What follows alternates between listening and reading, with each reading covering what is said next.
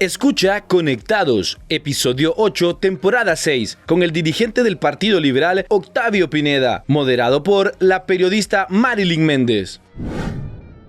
Hola, bienvenidos a Conectados, un episodio más, esta semana con mucha información y vamos a conversar con el abogado Octavio Pineda. Bienvenido, abogado. Gracias, muy amable, un placer estar con usted por primera vez en este podcast que es una iniciativa muy buena de Radio América. Sí, qué bueno, abogado. Ya días lo queríamos invitar y qué gusto. Le comentaba hace unos minutos que tuve el honor de entrevistar a su padre, al profesor Rafael Pineda Ponce, hace muchos años y no existía tanta tecnología en ese tiempo, ¿verdad? Como ahora. No había tanta información en el aire. ¿Qué diría el profesor? Imagínese ya que le tocó una temporada muy difícil a él, ¿verdad? Sí, muy difícil, pero gracias a Dios en aquel momento salió adelante. Mire que desde esa época para acá he visto que, por ejemplo, el Congreso ha perdido calidad, ¿verdad? Sí. Desafortunadamente. ¿Qué diría el profesor de este Partido Liberal que tenemos dando mucho de qué hablar? Mire, sí, me he hecho esa pregunta varias veces. Primero, cuando ingresaron los candidatos que no estaban en el interior del partido, supongo que no hubiera estado muy convencido. Dudoso, hubiera dudado. De esa decisión. Y ahora pues estaría preocupado más que todo por el proceso. Por el proceso, porque así como están las cosas y la polarización, me parece que estuviera el proceso en peligro. Sí. Bueno, y de eso vamos a hablar esta semana con el abogado Pineda, del Partido Liberal y también de cómo estamos encaminándonos a esa declaratoria de elecciones el próximo 8 de abril, que hay mucha incertidumbre, abogado. Sí, fíjese que sí, sobre todo porque yo no veo un ambiente adecuado dentro del Consejo Nacional Electoral. El señor Ochoa es una persona un poco disruptiva, y además de eso, lo que pasó el 9 de marzo complicó más la situación. Yo creo que el formato actual del Consejo Nacional Electoral debe ir evolucionando. Yo no creo que sea beneficioso ahora que los partidos tomen las decisiones. Deben tener representación, pero no ser los que decidan, porque al final se convierten en competidores y no se pueden quitar el saco de activistas, que es lo que termina haciéndole daño a la institución. Sí. Y más cuando vemos activistas recalcitrantes, abogados, sí, que primero está el interés de su partido. Así es, precisamente por eso. Y personificado, y lo tengo que decir, en el señor Marlon Ochoa, que actúa más como un activista que como una persona que tiene una investidura y responsabilidades que le establece la ley, ¿no? Sí, bueno, él ya estuvo en el periodo pasado también, no como consejero. Él fue director electoral, sí, de Libre en el periodo anterior. Claro que tiene experiencia, conoce los pormenores, pero obviamente cumple una misión que le es encomendada por los dirigentes de Libre. Sí. Bueno, vemos un partido liberal que ya salió de las primarias, se están uniendo, ¿verdad? Todos los movimientos. Creo que sí, ya han habido conversaciones del candidato ganador, de don Salvador Narrala, con la abogada Maribel Espinosa, por ejemplo, con Luis Zelaya, entiendo que con Jorge Cálix también.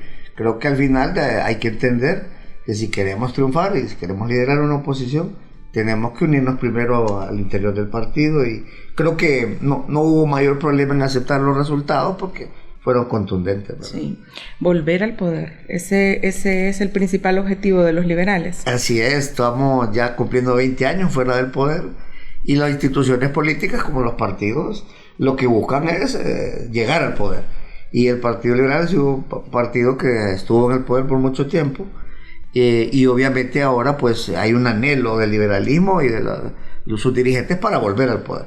Obviamente que tiene que ser, si logramos el objetivo, algo diferente a lo que hemos tenido en los últimos 2-3 periodos. Sí. ¿Y cómo avanza esa aceptación por el grupo de Jorge Cálix, también de Salvador Narrala, que quizás no fueron liberales como ustedes lo han sido, pero en algún momento todos fuimos liberales? Así es. ¿Verdad? El partido más antiguo que existe. Sí, 134 años. Uh-huh. Y fíjense que tiene esa característica, que ese partido han surgido todos los partidos. Partido Nacional, el mismo Libertad de Refundación, otros partidos que se llaman minoritarios. Entonces yo creo que al final también hay que entender que eso ha cambiado. El partido realmente más grande de Honduras ahora es el de la gente que no tiene partido. Un 50 y pico, 56%, es lo que se llama ahora el voto independiente, que es el que al final decide las elecciones. Pero claro que hay una base muy grande. Por ejemplo, el nivel de los alcaldes, tenemos más de 90 alcaldes, y en la última elección se sacaron más de 900,000 votos.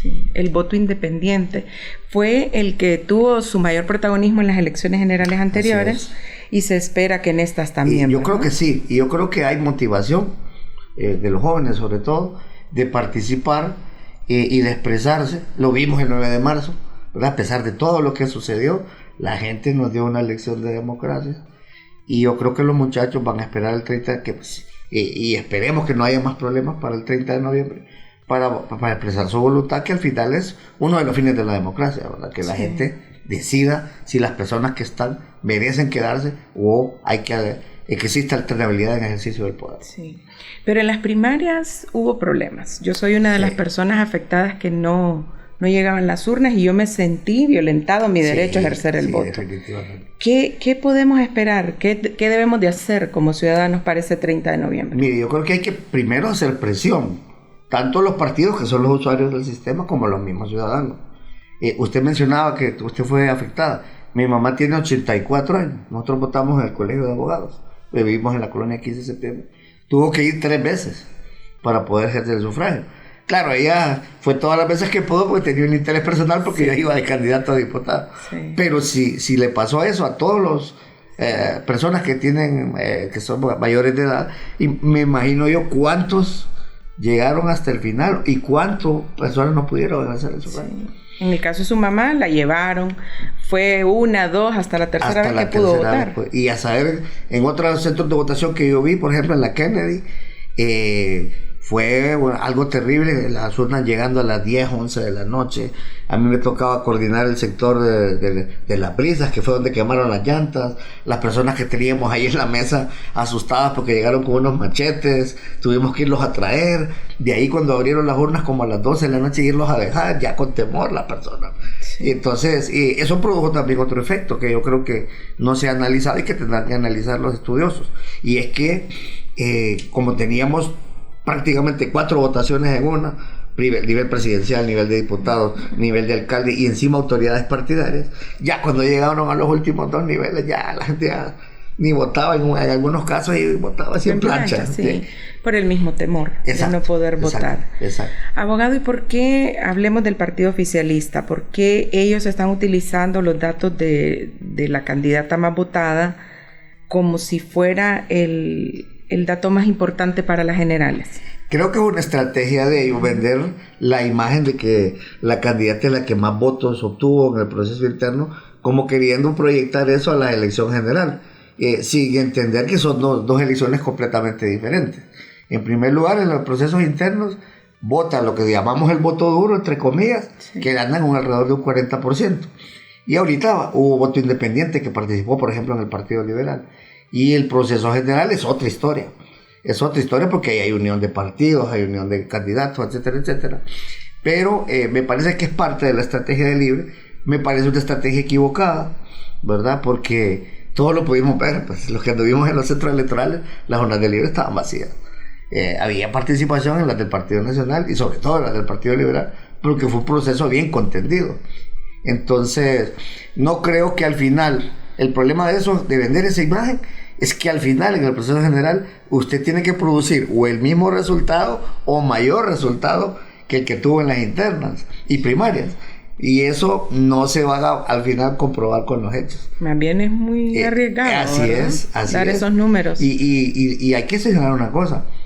Si vemos los datos, pues, estamos analizando los datos, Libertad y Refundación de la elección general anterior a esta ha perdido alrededor de 1 millón de votos. Y ya no va a contar con la suerte de que en el proceso anterior, como el objetivo era sacar a Orlando, tuvo voto liberal, tuvo voto independiente, el factor de Salvador Narrala también, etcétera, que le sumó votos. Todo eso ya no lo va a tener en este proceso. Sí. Bueno, pero ellos desconocen el factor Salvador Narrala, por ejemplo, que es el candidato de ustedes ahora, que no les sumó mucho en las generales pasadas. ¿Sí sumó? Sí sumó. Yo creo que arriba de 500,000 votos son de Salvador Narrala. Esa es la expectativa también en este proceso. Lo que pasa es que ellos, como sabían que Narrala iba para el Partido Liberal y saben que es una persona popular, porque hay que aceptarlo. Es una persona que ha estado en los medios 40, 45 años, tiene un discurso irreverente que le gusta a los muchachos, esas explosiones que él tiene, a veces son buenas, a veces no son tan buenas, pero eso le gusta a los muchachos porque el muchacho es irreverente por naturaleza. Y atrae el voto de la gente que no tiene partido. Exacto, porque eso no hay que negarlo. Hay un cansancio un poco en el ciudadano, ya de los políticos en general, de toda la clase política, y de los partidos también. Entonces, claro, prácticamente ven a Salvador como un outsider, ¿verdad? Y entonces les genera expectativa, les genera esperanza, esperemos que realmente le cumpla. Sí, muy interesante. Van a estar esas elecciones del 30 de noviembre. Le quiero dar un dato sobre eso. Justo esa fecha, ese día cumplo años. ya imagino. Va a estar temprano en fila para que lo dejen votar, ¿verdad? Sí, tempranito. Por el Partido Liberal, indudablemente. Ya, sin duda, ustedes han sido bien liberales siempre, sí, ¿verdad? Toda la vida, por convicción, obviamente, por tradición, pero también por formación. Sí. Nos hemos formado en sus filas. Abogado, otro dato es que en las generales no hay censo. Ahorita en las primarias pues vota el voto duro, como usted menciona, pero también la gente que trabaja con el Estado, sí, o que quiere en un futuro trabajar con el Estado, ¿verdad? Ahí hay un elemento importante que se me olvidó mencionar del proceso interno. Muchos de los empleados públicos fueron obligados a ir a votar, y usted lo ve reflejado eso, el descontento de haberlo hecho así, es que quien saca mayor cantidad de votos nulos y blancos es libre. ¿Por qué? Porque el empleado que realmente no era de Libertad y Refundación, como fue obligado, ¿verdad? Lo expresó ahí, votando nulo, votando en blanco o haciendo. Yo vi ahí unas que les ponían, hasta una frase ahí les ponían. Bueno, y casi todos tenemos conocidos que enseñaron su voto, ¿verdad? ¿Cómo los anularon? Exacto. Sí, yo tengo un par de personas ahí que pudieron mostrarme porque no les creía, ¿verdad? Pero también eso del censo se ha manejado siempre muy mal en todos los gobiernos. Mal. Primero, porque siempre hubo dentro del censo un gran número de muertos, por ejemplo, que costó que sacaran esa información y que se sacara del censo. Ahorita, por ejemplo, hay alrededor de 2 millones de hondureños que están ahí, que no están en Honduras, están fuera, se fueron. Unos están en Estados Unidos, la mayoría, otros en España, otros países de Europa. Entonces, ese es un elemento que siempre causa suspicacia, porque esa información está ahí y no sabemos cómo se utiliza. Sí. Siempre el mismo problema. ¿Qué pasó con las reformas a la ley electoral? No ha habido voluntad política, primero del Partido Nacional cuando estaba en el poder, y ahora del Libre cuando está en el poder. Son necesarias, o sea, todas las reformas, como le decía, cambiar ese formato del Consejo Nacional Electoral. Yo he estudiado un poco la estructura del IFES en México, que me parece muy buena, porque hay representación de los partidos, pero hay representaciones de la sociedad, de las universidades, y no son ellos los que toman las decisiones, sino que es asamblea. Y entonces no son los partidos los que dirigen las decisiones del instituto. Y dos, igual en Costa Rica hay un sistema similar. Hay reformas que ya tenemos pendiente la segunda vuelta. Somos el único país en Latinoamérica que no tiene la segunda vuelta, que es un elemento que le da legitimidad a los gobiernos, porque los últimos 4 administraciones se han electo con el 32% del electorado, es decir, 1/3. ¿Qué quiere decir eso? Que 2/3 están en contra. Entonces no hay legitimidad de las administraciones. La segunda vuelta permite eso. Sí. Y otras reformas que hay que hacer. Ciudadanizar las mesas, que ese es otro de los problemas, ¿verdad? Que los partidos ponemos a la gente en las mesas y eso se presta a manipulaciones, esas actas que no salen bien. Entonces, si ciudadaniza la mesa, ya no es responsabilidad de los partidos, ya no hay un interés partidario, es más un interés democrático. En Perú, por ejemplo, es una obligación de los ciudadanos participar en las mesas, y ya los dejan registrados desde la elección pasada para que participen. Al azar los escogen. Sí, se hace un sorteo, hacen un sorteo. Interesante. Sería bueno. Sí. Porque aquí van los más activistas, son los que están en las mesas cuidando, pero también cuidando ese voto. Y ahorita se agregó un elemento extra, los tales custodios informáticos electorales, que generó otra gran cantidad de problemas también, porque era la primera vez que se utilizaban. Eran el mismo número de custodios que el mismo número de personas en las mesas. Te imagínense para los movimientos y para los partidos también. Solo el costo de mover a esas personas, de alimentarlos. ¿Esa figura es nueva? Es nueva, por primera vez se utiliza en un proceso interno.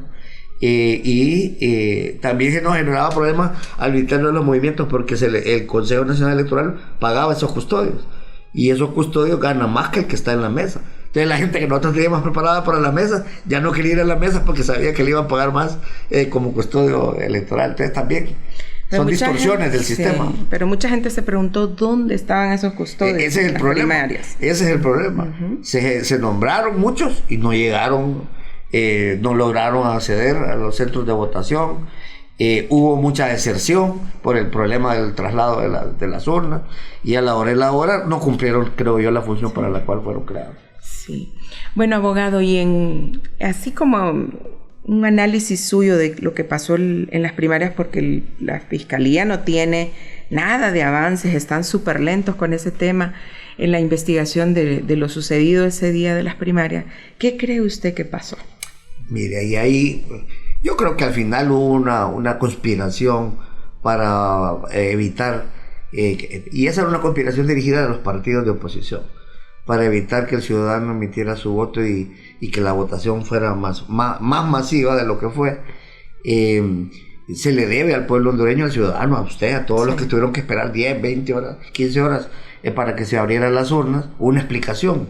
Porque ahí, y yo lo he dicho en varios lugares, ahí falló el Consejo Nacional Electoral, fallaron las Fuerzas Armadas, fallaron los partidos políticos, los movimientos internos, inclusive falló la gente que está en algunas mesas, fallaron los custodios, que usted lo acaba de decir, pero el único que no falló fue el pueblo hondureño. Exacto. Y a él le debemos por responsabilidad y por ética y porque también legalmente se requiere una explicación porque hay delitos electorales y de otro tipo que se cometieron. Sí, así es. Bueno, yo en primera instancia, abogado, hice un video, luego denuncié y responsabilicé al Consejo Nacional Electoral y a las Fuerzas Armadas. De acuerdo. Porque son los primeros, son los que nos han cuidado las urnas todo el tiempo. Así es. Y han actuado en conjunto siempre. Sí. Y esta vez, no sé qué pasó, o no hubo supervisión adecuada de parte del Consejo Electoral. Yo siento que los militares se salieron de su rol también. Yo vi y conocí casos de gente que vio a los militares dejar los buses solos, con las urnas tiradas en la calle. Es mentira que con lo que dice el jefe de las Fuerzas Armadas, que cumplieron con a cabalidad con la custodia. No sucedió. Y sí, tiene razón usted, el Ministerio Público lo veo muy tibio en la investigación de lo que ha pasado. Sí. Si hubiese ocurrido en 2009, quizás ya tuviéramos un informe, porque el Ministerio Público está muy atento en el golpe de Estado. Exacto, y no solo eso, si hubiera ocurrido en 2009, quizás se hubiera incendiado este país. Ahora hubo reacción pero de los mismos ciudadanos, no de los partidos. Afortunadamente no pasó a más, pero esto tiene que corregirse. Primero investigarse, castigarse a los responsables y corregirse para que la gente tenga confianza que el 30 de noviembre realmente la elección va a ser transparente. Sí. Si fue una conspiración, fallaron, ¿cree usted? Sí, fallaron porque el pueblo hondureño mostró resiliencia, mostró voluntad democrática. Yo creo que aquí también hay que decir que la gente, que muchos de los políticos creen que el ciudadano es tonto, y el ciudadano hondureño no es tonto, está bien informado. Las redes mantienen informados a la juventud, la juventud maneja la tecnología. Entonces al final el pueblo fue el que salvó el proceso. Sí, causó indignación en la ciudadanía. Hubo una reacción, de los ciudadanos, incluso para asegurar más que quien debería ganara en cada uno de los partidos. Claro, Libertad de Refutación no tenía competencia. Hay una sola candidata oficial y el otro compañero ahí que participó, que es don Russell Tomé, realmente no tenía posibilidad. Sí, ahí la cantidad de votos también. Sí. ¿Verdad?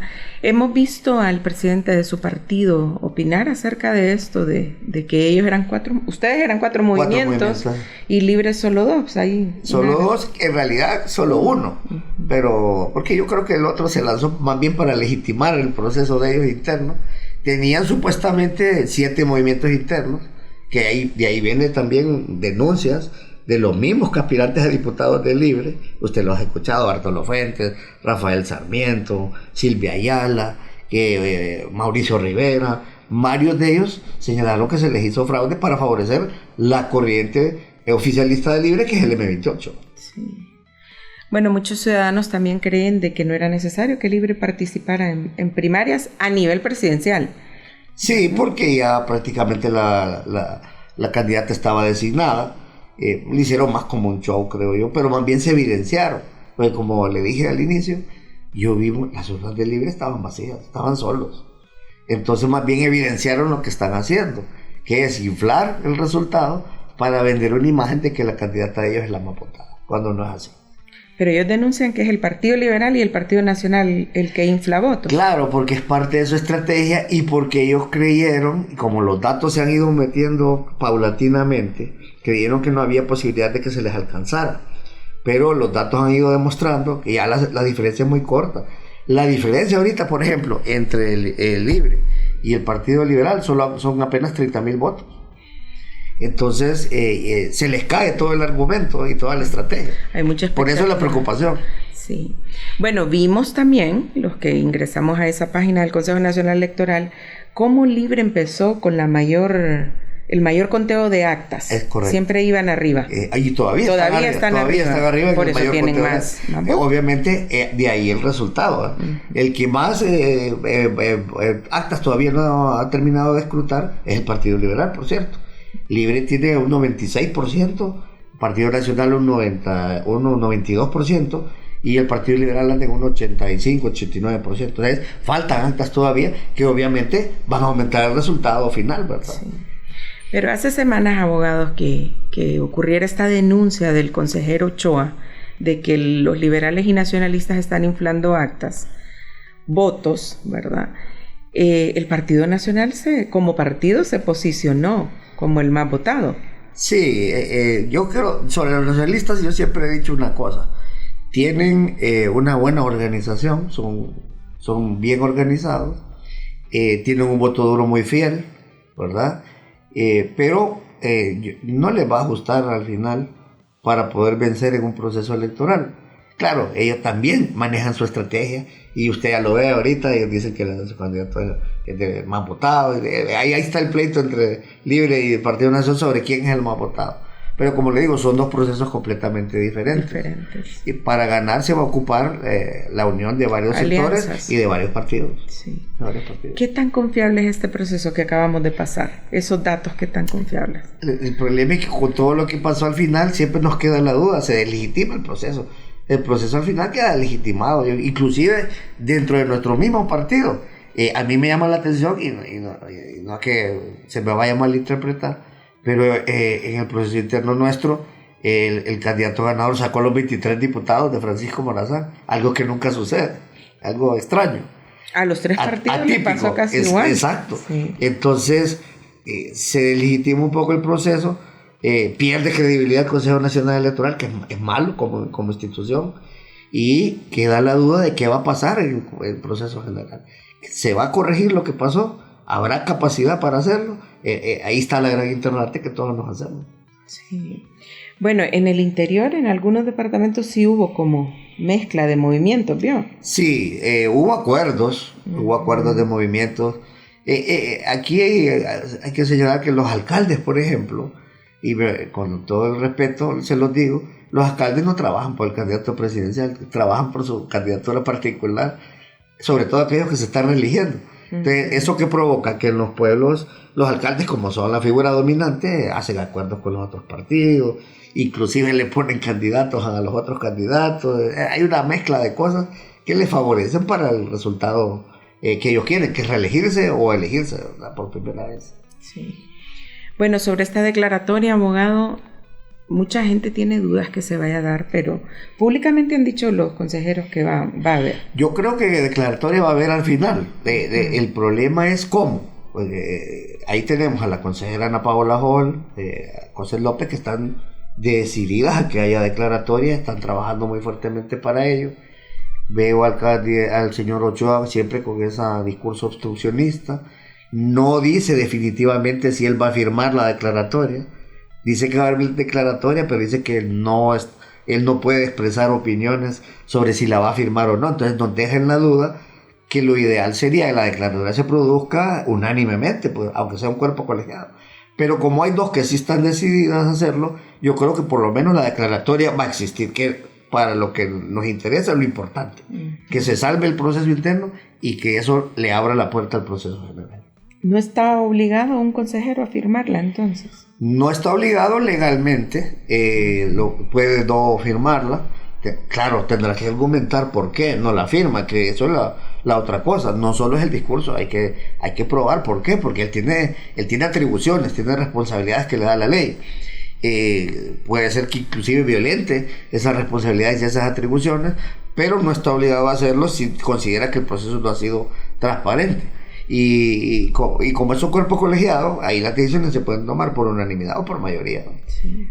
Pero lo hemos visto que se ha puesto de acuerdo, por ejemplo, con la consejera del Partido Liberal, en otras cosas. Y con la del Partido Nacional en otros temas también. O sea que sí puede haber acuerdos, sí puede haber consenso entre ellos, que yo creo que están obligados ahora a hacerlo, están obligados a conversar. Creo que hay que evitar de aquí al proceso general esa guerra interna dentro del Consejo Nacional Electoral que hemos tenido todo este tiempo. Tiene que haber mayor inteligencia emocional, ¿verdad? Mayor capacidad de diálogo, entender que ahí no son importantes los partidos, sino el proceso. Y lo que queremos salvar es el proceso democrático, que es lo que el pueblo hondureño quiere también. Sí. Y en las generales va Ana Paola Hall. En las generales, ella asume en septiembre. La presidencia del Consejo Electoral, entonces le va a corresponder, ya tiene la experiencia del proceso anterior y nosotros le hemos dado nuestro total respaldo. Sí. Bueno, ¿y qué va a hacer Marlon Ochoa entonces? Porque tiene que esperar hasta ¿cuánto tiempo para ser él el presidente? Bueno, después del proceso general le correspondería hasta después de las elecciones. Ya cuando ya el proceso esté definido, se haya tomado posesión, le va a corresponder el periodo más suave, digo yo, porque no hay procesos electorales ni internos ni general, y es ese periodo en el Consejo Nacional Electoral como que desaparece del imaginario público. Nadie sabe qué es lo que está haciendo. Entonces en ese periodo le va a tocar a él la presidencia. Ahí es donde entra esa etapa del elefante blanco que dice la gente, ¿verdad? Fíjense que yo la otra vez en un programa dije que para evitar que suceda todo esto que se sucedió, deben aprovechar ese tiempo que no hay procesos electorales para ir planificando los procesos con anticipación, que se les apruebe el presupuesto con suficiente anticipación, que haya la capacitación que tiene que dar el Consejo Nacional Electoral con anticipación, para no estar contratando a última hora a las empresas como sucede. Imagínense que hubo problemas hasta para producir los votos, el material electoral, estar entregando los cuadernos de capacitación 9 días antes de las elecciones. Si tenemos un periodo de 4 años, ¿por qué no planificar todo eso durante ese periodo que no están en proceso electoral?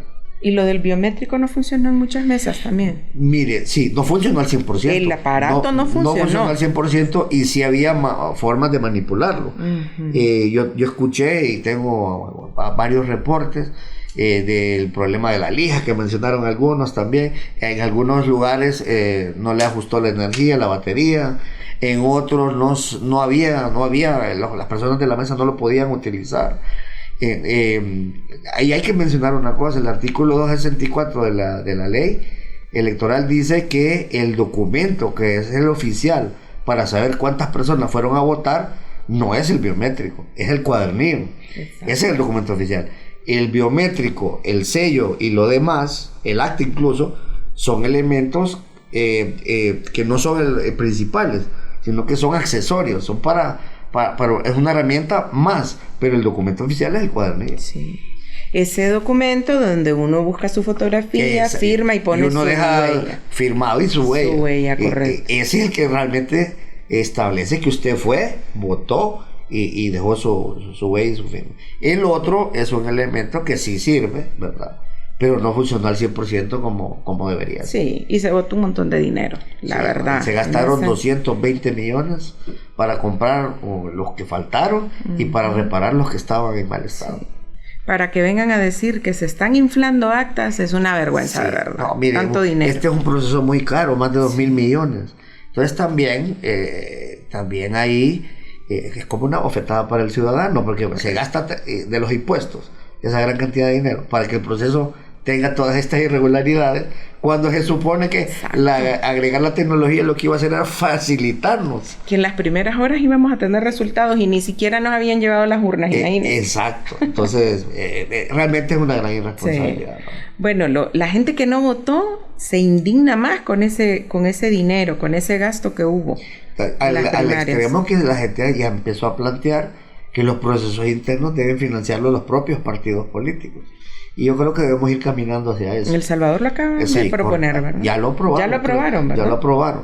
Y en otros países así es, porque al final los procesos internos y primarios para escoger candidatos a cargos de elección popular le interesan a los partidos. Sí. Le interesan a los partidos. Ya casi para ir concluyendo, abogado, ¿qué diferencias podemos ver en esos 3 consejeros? Los 3 representan a un partido político. Así es. ¿Pero unos son más activistas que otros o cómo es? Fíjese que sí. Yo creo que ahí es donde está un poco el problema, el error.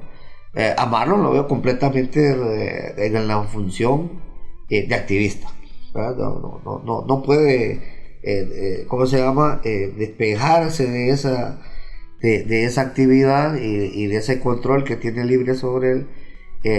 Las otras 2, en el caso de Cosette, también es un poco activa en materia política de su partido, y a la que veo tratando de jugar un papel más institucional es a Ana Paola Hall, que es la de mi partido precisamente. A veces en el partido la gente se enoja por eso, otros hemos hecho algunos comentarios, pero al final yo creo que ese es el papel que debe jugar un consejero, porque la responsabilidad es institucional, no debe ser de partido. Sí.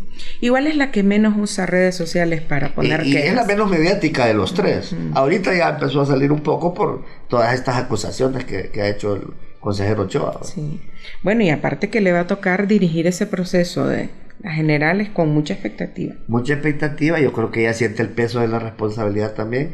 Le ha de generar algo de ansiedad por todo lo que está sucediendo, y por eso es que necesita apoyo, respaldo, y que la veeduría del pueblo esté ahí pendiente de lo que se está haciendo. Y la experiencia que ella tiene, que viene del proceso anterior. Sí, eso es un factor a favor. Sí. Porque recordemos que el proceso anterior, que también fue un proceso complicado, al final salió exitoso.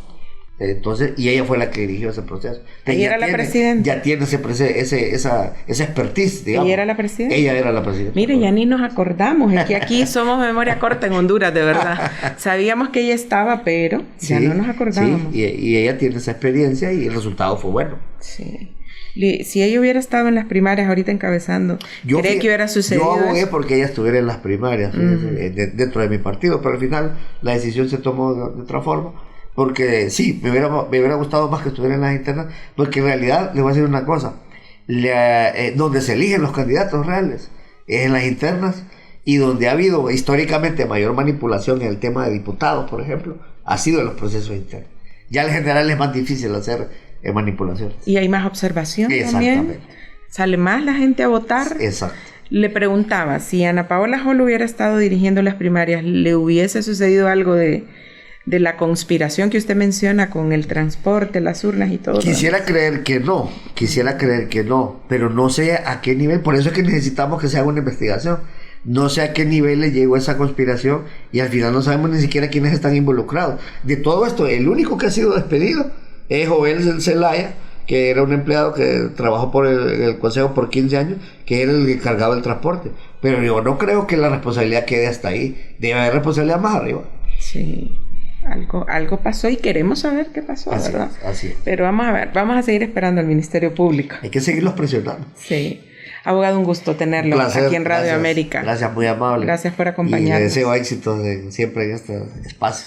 Y esperamos volver a conversar con usted ya acerca de las generales, a ver cómo vamos, cómo está todo ese proceso, que haya declaratoria la próxima semana. Sí, ojalá. Y ojalá. Que se logren solventar esos problemas que hubo en las primarias. Sí, lo necesitamos para darle tranquilidad al pueblo hondureño. Con tanto problema, una incertidumbre más no es conveniente. Sí. Y no olvidar que venimos de un proceso bastante votado, transparente, democrático, y debemos de seguir ese camino. Eso fue un paso en el camino correcto, el proceso anterior. Ojalá lo que pasó ahorita no se repita en el género. Aunque dicen que solo fue transparente a nivel presidencial, ¿está de acuerdo? Puede ser. A los diputados Aquí, en Honduras todo puede pasar. Sí, ¿verdad? Gracias al abogado Octavio Pineda por acompañarnos en este podcast Conectados, siempre disponible en todas nuestras plataformas digitales. Nos encontramos la próxima semana. Mi nombre es Marilyn Méndez. Hasta pronto. Encuéntranos como Podcast Radio América HN en Spotify, Deezer, Apple Podcast, YouTube Podcast y en nuestra página web www.radioamerica.hn.